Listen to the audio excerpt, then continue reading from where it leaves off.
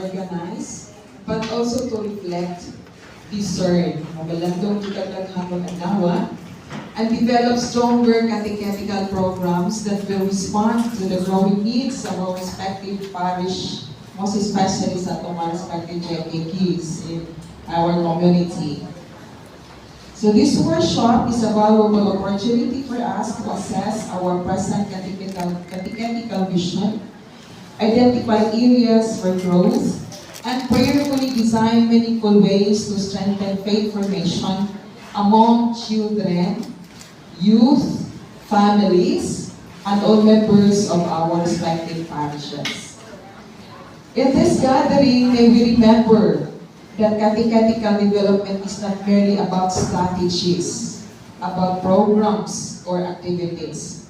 It is about building a faith-filled community where the gospel is lived, shared, and passed on to future generations.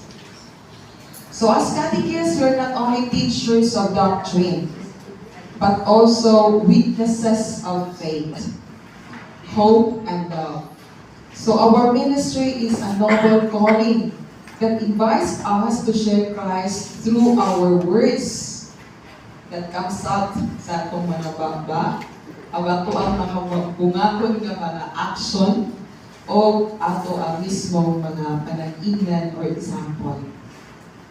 As St. Paul says in his letter to the 1 Corinthians, letter of St. Paul to the Corinthians that says, "For we are God's co-worker." Indeed, we are God's co-workers. Ito man, upper bod, upper thumbs up side. Okay.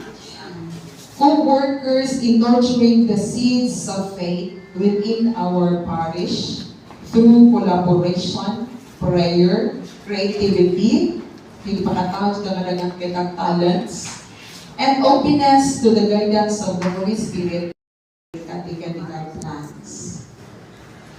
As we begin, let us entrust everything to God in Jesus Christ, our Vicariate, St. Teresa, and Santo Niño Quantay Parish, and allowing the Holy Spirit to guide our minds, our hearts, our plans, for the good of our parish community, with the maternal intercession of Our Lady of the Assumption.